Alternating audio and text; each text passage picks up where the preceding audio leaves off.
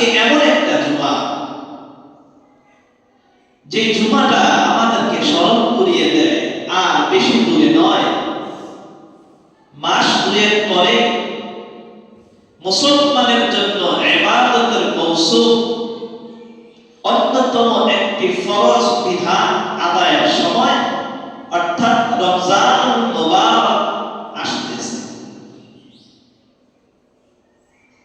রজবের চাঁদ দেখার সাথে সাথে আল্লাহর হাবিব মুহাম্মদুর রাসূলুল্লাহ সাল্লাল্লাহু আলাইহি ওয়াসাল্লাম বলতেন, আল্লাহুম্মা বারিক লানা ফি রজব ওয়া শাবান ওয়া বাল্লিগনা রমাদান।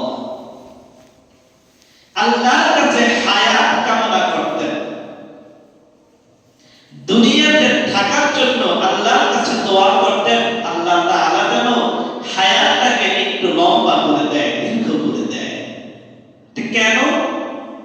কারণ হলো সামনে এমন একটা মাস আসতেছে যে মাসের মধ্যে মানুষ ইবাদত বন্দেগী করার কারণে আল্লাহর মাহবুব হয়ে যায়, যে মাসে ইবাদত বন্দেগী করার কারণে মানুষ নিষ্পাপ মাসুম বাচ্চার মতো হয়ে যায়, যে মাসে ইবাদত বন্দেগী করার কারণে আল্লাহ পাক তাকে জাহান্নাম থেকে মুক্তি দিয়ে জান্নাতের বাসিন্দা হিসেবে কবুল করে নেন।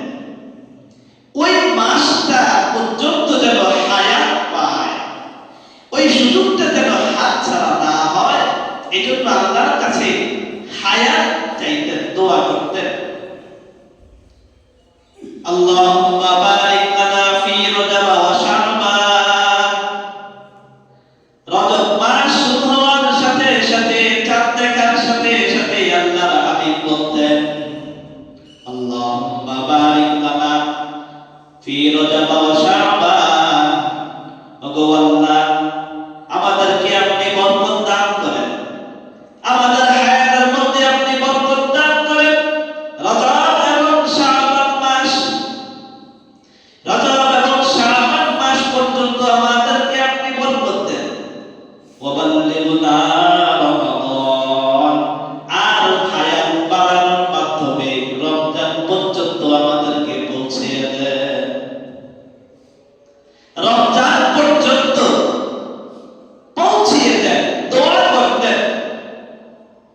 এই দোয়াটা বেশি বেশি পড়ার কথা হাদিসের মধ্যে আসছে। যদি বান্দার দোয়াটা কবুল হয়ে যায়, তাহলে এই বান্দাটা রমজান মাস পর্যন্ত ইবাদত করার সুযোগ পাবে এবং রমজান মাসে নিজেকে মাফ করিয়ে নেওয়ার একটা সুযোগ তার লাভ হবে। এরপরে রজব মাস চলে গেছে, শাবান মাস আসছে, তখন যদি কেউ দোয়া করে, আল্লাহুম্মা বারিক লানা ফি রজব ওয়া শাবান ওয়া বাল্লিগনা রমাদান, তখন এই দোয়াটা হবে আবার আগামী রজব মাস পর্যন্ত যেন আল্লাহ হায়াত বাড়ায় দেন। ওই দোয়া এক রজবের দোয়া করলেন, রজব মাস শুরু হওয়ার সাথে সাথে যতদিন রজব মাসটা চলবে ততদিন ফি রজব ওয়া শাবান, এই রজব এবং শাবান মাসের জন্য দোয়া করা।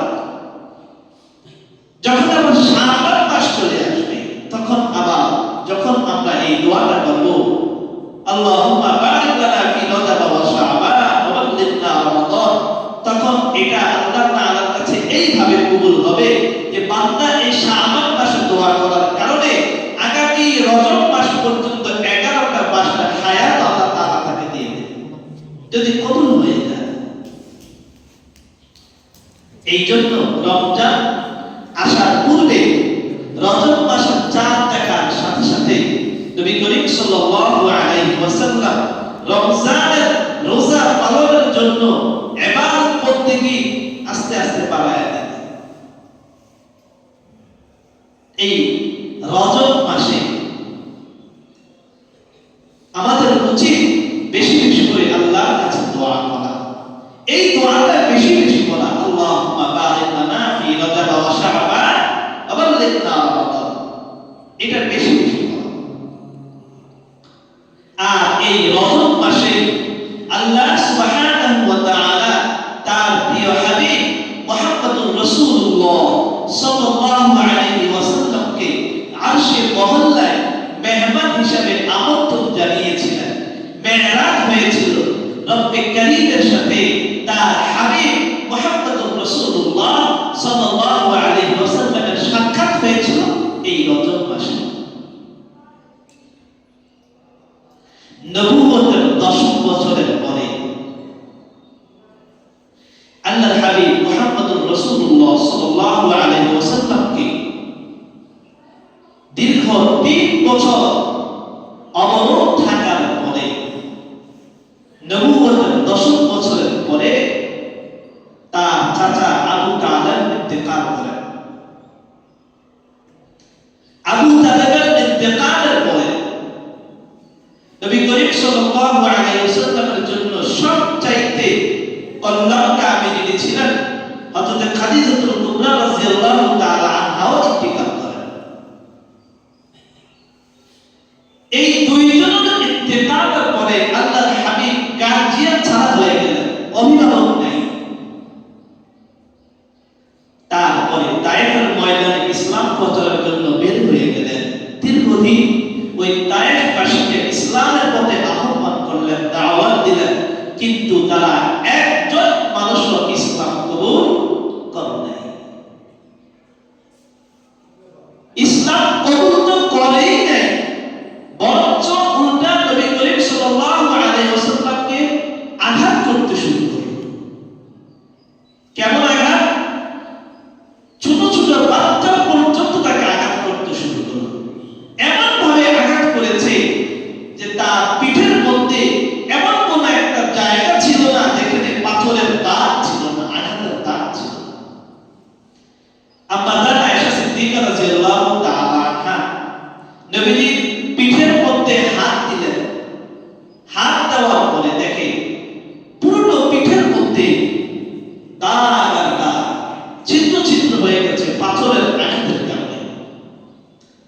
তখন আম্মা জান আয়েশা সিদ্দিকা রাদিয়াল্লাহু তাআলা আনহা নবীজিকে জিজ্ঞাসা করলেন, ইয়া রাসূলুল্লাহ, ছোটবেলায় আপনার কি কোনো বসন্ত রোগ হয়েছিল যার কারণে আপনার পিঠের মধ্যে এত দাগ? আল্লাহর হাবিব মুহাম্মদুর রাসূলুল্লাহ সাল্লাল্লাহু আলাইহি ওয়াসাল্লাম বললেন, আয়েশা, এটা কি বললা তুমি? আমার গায়ে সামান্য থেকে সামান্য কোনো মশা মাছি মশাও হারাম ছিল। আমি যেই রাস্তা দিয়ে যাইতাম ওই রাস্তাটা শুকরাগে ভরে যেত। আমার ঘাম আমার সাহাবীরা আপন হিসাবে সংরক্ষণ করে নিজেদের গায়ে মাখত, এতটা সুগন্ধি ছিল। আর সেই শরীরে বসন্ত রোগ হবে, তুমি এটা বলতেছো? আল্লাহর হাবিব মুহাম্মদুর রাসূলুল্লাহ সাল্লাল্লাহু আলাইহি ওয়াসাল্লাম তখন বললেন, আয়েশা, এই যে দাগগুলি আজকে দেখতে পাইতেছো এটা কোনো বসন্তের দাগ নয়, বরং তায়েফের ময়দানে মানুষকে যখন আমি আল্লাহর দিকে আহ্বান করেছিলাম, তায়েফবাসীকে যখন মুসলমান হওয়ার জন্য দাওয়াত দিচ্ছিলাম, তখন তারা আমার দাওয়াত কবুল না করে আমাকে পাথরের আঘাত দিতে শুরু করলো। আর ওই পাথরের আঘাতে আমার পিঠে এত করুণ দশা হয়ে গিয়েছে। ইসলামের জন্য দুনিয়ার সর্বশ্রেষ্ঠ মানব তিনি, আল্লাহর কাছে সবচাইতে প্রিয় মানুষ তিনি, ইসলামের জন্য কত কষ্ট করেছেন। রক্ত বেয়ে বেয়ে পুরো জামা ভরে গিয়েছে, জুতার মধ্যে পা আটকিয়ে গিয়েছে। কি পরিমাণ রক্ত ঝরলে মানুষের পায়ের সাথে জুতা আটকে যায়। এই রকম নির্যাতনের পরে যখন মনটা একেবারে ভারাক্রান্ত হয়ে গেল, মনটা খুবই খারাপ, মক্কা কাফিররা বলতেছে, ও মুহাম্মদ, শুনেছি তোমার সাথে নাকি তোমার আল্লাহ আছে, তাহলে আজকে এত কঠিন সময়ে তোমার আল্লাহ কোথায়? তোমাকে মানুষ ইজ্জত করে, তাহলে এই বাচ্চারা তোমাকে আঘাত করতেছে কেন? এইরকম ভাবে যখন কুরাইশদের নানা প্রকার অত্যাচারের নবী করিম সাল্লাল্লাহু আলাইহি ওয়াসাল্লামের মনটা ভেঙে গেল, এই তখনই আল্লাহ পাক রব্বুল আলামিন জিবরাইল আমিনকে বলল, জিবরাইল, যাও আমার হাবিবকে আমার কাছে নিয়ে আসো, আমি দুনিয়ার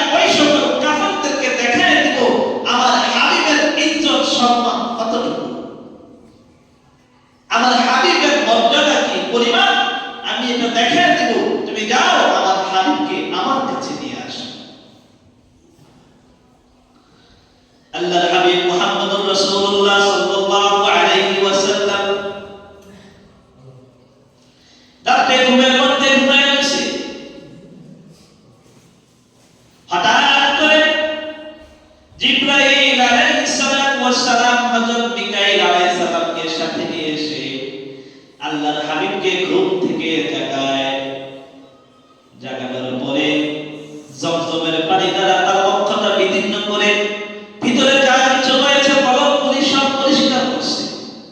হাউজে কাউসার জমজমের পানি দ্বারা পরিষ্কার করছে।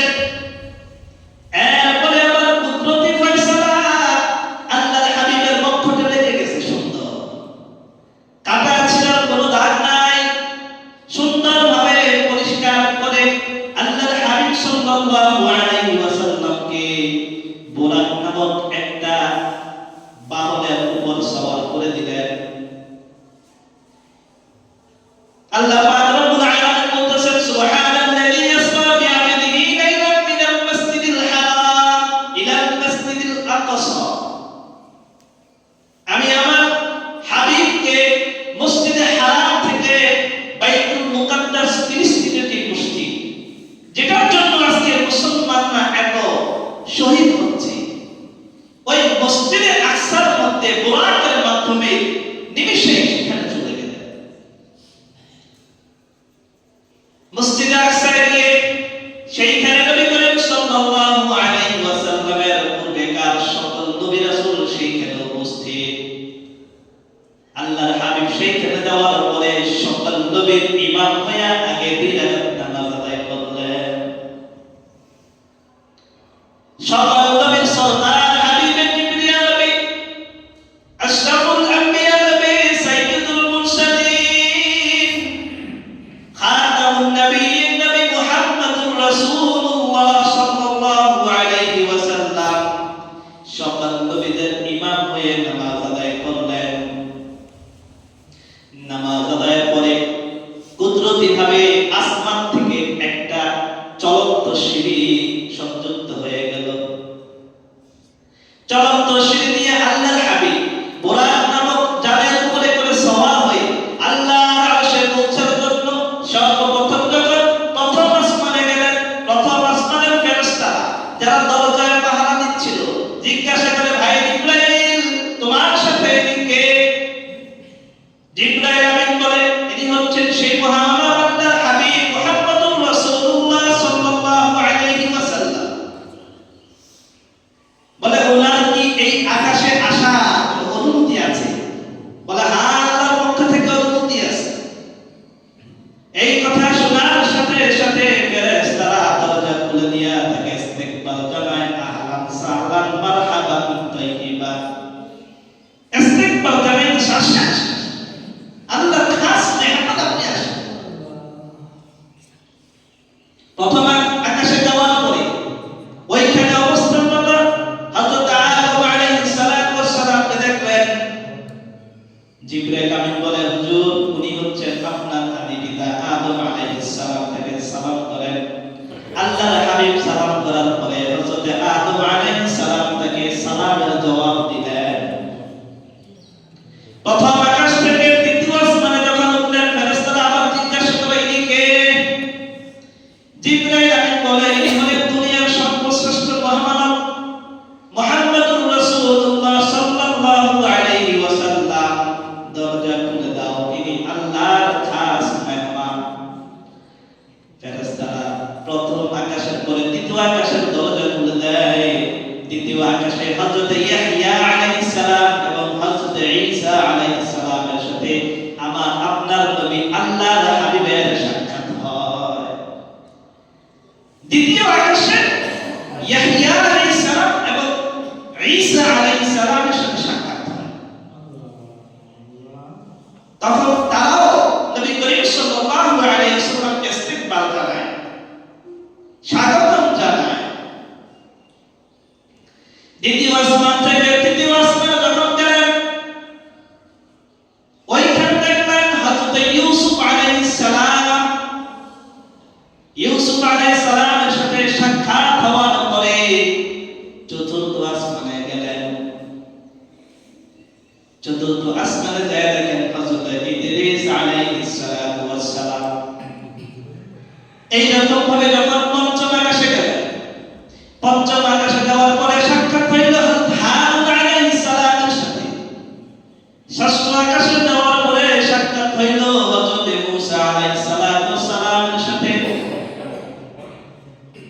সপ্তম আকাশে যাওয়ার পরে সাক্ষাৎ হইল ইব্রাহিম আলাইহিস সালাতু ওয়াস সালামের সাথে। এই প্রতিটা আসমানে এক একজন নবীর সাথে ওনার সাক্ষাৎ, এবং সব নবী এবং ওই আসমানের যারা ফেরেশতা ছিল, যারা প্রহরী ছিল, দরজায় পাহারাদার যারা ছিল, তারা সকলেই নবী সাল্লাল্লাহু আলাইহি ওয়াসাল্লামকে স্বাগত জানাইলেন। হযরত ইব্রাহিম আলাইহিস সালাতু ওয়াস সালামের সাথে সাক্ষাৎ হওয়ার পরে সিদরাতুল মুনতাহায় যখন গেলেন, জিবরাইল আমিন বলে, হুজুর এটা হলো সিদরাতুল মুনতাহা। সিদরাতুল মুনতাহা হইল সর্বশেষ একটা সীমা, সর্বশেষ একটা সীমা। ওখানে একটা গাছ আছে, ওই সিদরাতুল মুনতাহা, ওই গাছের কাছে জান্নাতুল মাওয়া অবস্থিত। যে জান্নাতটা উম্মতে মুহাম্মদীকে দেওয়া হবে, ওই জান্নাতটা সেখানে অবস্থিত। তার উপরে গেলেন, উপরে যাওয়ার পরে বাইতুল মামুরে দাঁড়াইলেন। বাইতুল মামুর হলো দুনিয়ার কাবা শরীফের সোজাসুজি একটা ইবাদতখানা, যেটার মধ্যে হাজার হাজার ফেরেশতারা দৈনিক তওয়াফ করতে থাকে। এরপরে আরশে আজিমে যাওয়ার আগ মুহূর্তে সিদরাতুল মুনতাহার পরে জিবরাইল আমিন বলে, হুজুর এরপরে আর আমার যাওয়ার কোনো ক্ষমতা নাই, ওরা কেন যাওয়ার কোনো ক্ষমতা নাই। একটা সীমানা আছে, এই সীমানার পরে যদি আমি যাই, তাইলে আমি নূরের তাজাল্লিতে জ্বলে পুড়ে ছারখার হয়ে যাব। এইখানে যাওয়ার ক্ষমতা আমার নাই, অনুমতিও আমার নেই। নিস্তব্ধ একটা জায়গা, ওখান থেকে রফরফ নামক একটা জান আবার চলে আসলো। নবীজি একটু ভয় পাইতেছিলেন, জিবরাইল নাই, বুরাক নাই, সাথে কেউ নাই, নীরব একটা জায়গা, মানুষ তো একটু ভয় পাইলেন। একটু পরে দেখলেন রফরফ নামক একটা জান আবার চলে আসলো। ওই রফরফ নামক যানবাহনে চলে মুহাম্মদুর রাসূলুল্লাহ সাল্লাল্লাহু আলাইহি ওয়াসাল্লাম আল্লাহ আরশের কাছে যখন গেলেন, তখন আল্লাহ পাকের কাছে তিনি বললেন, আত-তাহিয়াতু লিল্লাহি ওয়াস-সালাওয়াতু ওয়াত-তাইয়িবাত। সমস্ত প্রশংসা, সমস্ত ইবাদত, সমস্ত নেক আমল মহান সত্তা আল্লাহ পাক রব্বুল আলামিনের জন্য নিবেদিত। আল্লাহ পাক যখন দেখলেন মেহমান এসে আল্লাহর প্রশংসা করতেছেন, তখন আল্লাহ পাক জবাব দেন, আসসালামু আলাইকা আইয়ুহান নাবিয়্যু ওয়া রাহমাতুল্লাহি ওয়া বারাকাতুহু। হে নবী, আপনার উপরে সালাম রহমত বর্ষণ হোক, রহমত বর্ষণ বরকত আমি আল্লাহর পক্ষ থেকে আপনার উপরে বর্ষণ হোক। এই সালামের জবাব আল্লাহর হাবিব বলেন, আসসালামু আলাইনা ওয়া আলা ইবাদিল্লাহিস সালিহিন। যে আমার উপরে যেরকম ভাবে রহমত বর্ষিত হবে, ওই রকম ভাবে আমার উম্মত যারা রয়েছে, আল্লাহ পাকের খাস বান্দা যারা রয়েছে, তাদের উপরে রহমত এবং বরকত বর্ষিত হবে। এরপরে আল্লাহ পাক নবী সাল্লাল্লাহু আলাইহি ওয়াসাল্লাম এবং ফেরেশতারা সকলে মিলে বলে, আশহাদু আল্লা ইলাহা ইল্লাল্লাহ ওয়া আশহাদু আন্না মুহাম্মাদান আবদুহু ওয়া রাসূলুহু। আল্লাহ পাকও সাক্ষী দিতেছেন, নবীজিও সাক্ষী দিতেছেন, সাথে যে সকল ফেরেশতারা ছিল তারাও সাক্ষী দিতেছেন যে আমি সাক্ষ্য দিচ্ছি আল্লাহ তাআলা ছাড়া অন্য কোনো মাবুদ নাই। আমি আরো সাক্ষ্য দিচ্ছি আল্লাহর হাবিব মুহাম্মদুর রাসূলুল্লাহ সাল্লাল্লাহু আলাইহি ওয়াসাল্লাম আল্লাহ তাআলার বান্দা এবং রাসূল। এরপরে ইতিহাস অনুযায়ী, কোরআন ও হাদিসের বর্ণনা অনুযায়ী এতটুকুই পাওয়া গেছে।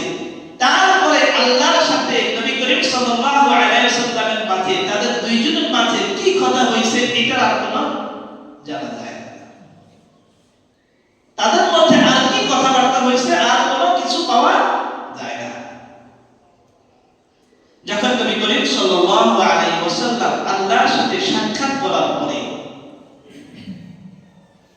দুনিয়াতে আসবেন তার আগেই আল্লাহ পাক রব্বুল আলামিন আমার আপনার নবীকে জান্নাত জাহান্নাম সব কিছুই ঘুরাইছেন।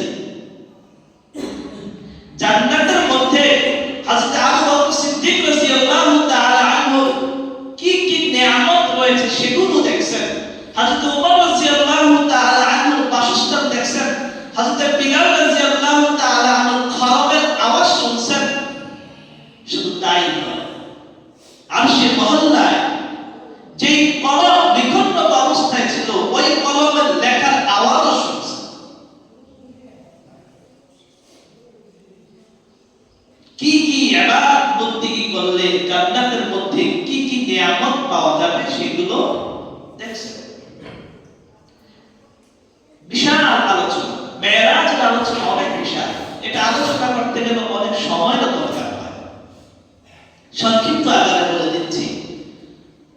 আল্লাহর হাবিব মুহাম্মদুর রাসূলুল্লাহ সাল্লাল্লাহু আলাইহি ওয়াসাল্লাম যখন জাহান্নামের বিভিন্ন আযাব দেখতেছিলেন, তখন তার মধ্যে একটা আযাব দেখলেন যে কিছু মানুষ রক্তের নদীতে সাঁতার কাটতেছে। ওইখান থেকে যখন তারা কিনারায় আসতে চায়, তখন ফেরেশতারা তাদের মাথার মধ্যে পাথর দিয়ে এইরকম ভাবে আঘাত করে মাথা একদম খন্ড হয়ে যায়, যার কারণে আবার তারা ওই নদীর মাঝখানে চলে যায়। যতবারই কিনারে আসতে চায় ততবারই এরকম ভাবে আঘাত করে। আল্লাহর হাবিব জিবরাইল আলাইহিস জিজ্ঞাসা করে, ভাই জিবরাইল, এই লোকগুলি কারা? জিবরাইল আলাইহিস সালাম বলেন, হুজুর, এগুলো হচ্ছে ওই সমস্ত লোক যারা কিনা দুনিয়ার জমিনে মানুষের রক্তক্ষয়ী পরিশ্রমী টাকার মধ্যে তারা সুদের ভাগ বসাইত, অর্থাৎ সুদ খাইত। সুদখোরের শাস্তি হলো এটা, হাবুডুবু খাবে রক্তের নদীর মধ্যে। যখনই তারা কিনারায় আসতে যাবে, তখন পাথরের আঘাতে মাথার চূর্ণ বিচূর্ণ হয়ে যাবে। এই আঘাতের ভয়ে আবার সেখানে থাকবে। এরপরে দেখবেন আরেক জায়গায় বিশাল আগুনের মধ্যে আগুনের তৈরি এক নারী এবং আগুনের তৈরি একজন পুরুষ জিনা করতেছে। আল্লাহর হাবিব জিজ্ঞাসা করে, ভাই জিবরাইল, এরা কারা? বলে, হুজুর, এরা হলো ওই সমস্ত লোক যারা কিনা দুনিয়ার জমিনে জিনা করেছে, ব্যভিচার করেছে, পাপাচার করেছে। তাদের শাস্তি হলো আগুনের মধ্যে আগুনের তৈরি দেহ হইয়া জিনার মধ্যে লিপ্ত থাকবে। আল্লাহর হাবিব মুহাম্মদুর রাসূলুল্লাহ সাল্লাল্লাহু আলাইহি ওয়াসাল্লাম আল্লাহর সাথে মেরাজ হওয়ার পরে, সাক্ষাৎ হওয়ার পরে দুনিয়ায় যখন আসবেন, তখন প্রথম আকাশ, ওই সপ্তম আকাশ পাড়ি দিয়ে যখন ষষ্ঠ আকাশে আসলেন, হযরত মূসা আলাইহিস সালামের সাথে সাক্ষাৎ। আল্লাহর নবী মূসা বলেন, হুজুর, আপনাকে আল্লাহ পাক কি হাদিয়া দিয়েছেন আপনার উম্মতের জন্য? আল্লাহর হাবিব বলেন, আমার উম্মতের জন্য আল্লাহ পাক রব্বুল আলামিন 50 ওয়াক্ত নামাজ আমাকে হাদিয়া হিসেবে দান করেছেন। মূসা আলাইহিস সালাম বলে, হুজুর, আমি আমার উম্মত সম্পর্কে অনেক অভিজ্ঞ। আমি দেখছি তারা ইবাদত বন্দেগী না করার কারণে অধিকাংশ অংশটা জাহান্নামী হয়ে গেছে। আপনার উম্মতের মধ্যে যদি এই 50 ওয়াক্ত নামাজ নিয়ে যান, তাহলে তারাও এইরকম ভাবে 50 ওয়াক্ত নামাজ আদায় না করার কারণে জাহান্নামী হবে। আপনি যান, আল্লাহর কাছ থেকে আরো কিছু কমাইয়া আনেন। পরামর্শ দিল, যেহেতু মূসা আলাইহিস সালাম আমাদের নবীর আগের নবী, এই সম্পর্কে ওনার অভিজ্ঞতা একটু ভালো। আল্লাহ নবী মুহাম্মদুর রাসূলুল্লাহ সাল্লাল্লাহু আলাইহি ওয়াসাল্লাম মূসা আলাইহিস সালামের এই কথা অনুযায়ী, পরামর্শ অনুযায়ী আল্লাহর কাছে গিয়ে আবেদন করলেন, আল্লাহ, একটু ইবাদত কমায়া দেন। আল্লাহ পাক তখন 5 ওয়াক্ত নামাজ কমায়া দিয়েছেন। এরপরে আবার যখন মূসা আলাইহিস সালামের সাথে সাক্ষাৎ, কয় ওয়াক্ত আনছেন? আল্লাহ 5 ওয়াক্ত কমায়া 45 ওয়াক্ত দিয়েছে। আবার যান কমায়া, এই 45 ওয়াক্তে আর মানব না। আবার গেছে, আবার আবেদন করছে, আবার 5 ওয়াক্ত কমায়া দিয়েছে। এইরকম ভাবে 9 বার গেছে। 5 45 ওয়াক্ত কমায়া যখন আবার 5 ওয়াক্ত আসতেছে, মুসা আলাইহিস সালাম বলে, হুজুর আবার যান, আরো কমায় আনেন। এই পাঁচ ওয়াক্ত আপনার উম্মত পালন করবে না। তখন নবীজি বলেন, না এত বড় সাহস একটু স্মরণের ব্যবস্থা করা আছে আমার মধ্যে আর যাব না। দুনিয়ায় আসার পরে আল্লাহর হাবিব চিন্তায় পড়ে গেলেন, মুসা আলাইহিস সালামের পরামর্শ শুনে 50 ওয়াক্তের জায়গায় 5 ওয়াক্ত নামাজ আদায় করলাম। নামাজ আল্লাহ, এটা তো আমার উম্মতের জন্য ক্ষতি হয়ে গেল। 50 ওয়াক্ত থাকতে তখন 50 ওয়াক্ত আদায় সওয়াব পেত, এখন তো 5 ওয়াক্ত, তাহলে তো 50 ওয়াক্ত আদায় সওয়াব পাবে না, এটা উম্মতের ক্ষতি হয়ে গেল না? এই চিন্তায় নেমেছি। তারপরে দোয়া করলাম, আল্লাহ আমার উম্মতের ক্ষতি তো আমি করে ফেলেছি, মুসা আলাইহিস সালামের পরামর্শ অনুযায়ী 50 ওয়াক্ত জায়গায় মাত্র 5 ওয়াক্ত আনছি, আপনি একটা কল্যাণের ব্যবস্থা করেন। তখন আল্লাহ পাক রব্বুল আলামিন বললেন, হাবিব আপনার উম্মতের মধ্যে যে সকল মানুষ এই 5 ওয়াক্ত নামাজ সঠিকভাবে ইহতিমামের সাথে আদায় করবে, আমি সেই সকল মানুষদেরকে 50 ওয়াক্ত নামাজ আদায়ের সওয়াব তাদের আমলনামায় লিখে দেব। সুবহানাল্লাহ। 5 ওয়াক্ত নামাজ আদায় করলে 50 ওয়াক্তের সওয়াব। এটা আমার আপনার কল্যাণ বা আমার আপনার কোনো দোয়ার কারণে হয় নাই, এটা নবী করিম সাল্লাল্লাহু আলাইহি ওয়াসাল্লামের দোয়া বরকতে হয়েছে। উম্মতের জন্য সদা সর্বদা চিন্তিত ছিলেন। এইবার একটু চিন্তা করে দেখেন, আমি আপনি এই 5 ওয়াক্ত নামাজের কয় ওয়াক্ত আদায় করি?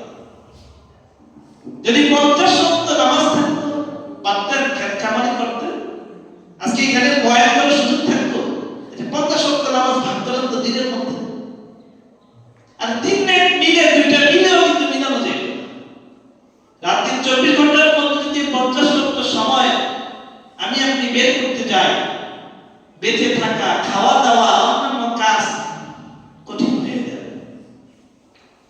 আল্লাহ পাক রব্বুল আলামিন তার হাবিব মুহাম্মদুর রাসূলুল্লাহ সাল্লাল্লাহু আলাইহি ওয়াসাল্লামকে জানিয়ে দিলেন যে আপনার উম্মতের মধ্যে যারা এই 5 ওয়াক্ত নামাজ ইহতিমামের সাথে সময় মতো মসজিদে গিয়ে জামাতের সাথে আদায় করবে, আমি আল্লাহ তাদেরকে 50 ওয়াক্ত নামাজের সওয়াব তাদের আমলনামায় লিখে দেব। সুসংবাদ দিন। আল্লাহর হাবিবের কাছে আল্লাহ পাক উম্মতের জন্য একটা সুসংবাদ দিলেন। আমার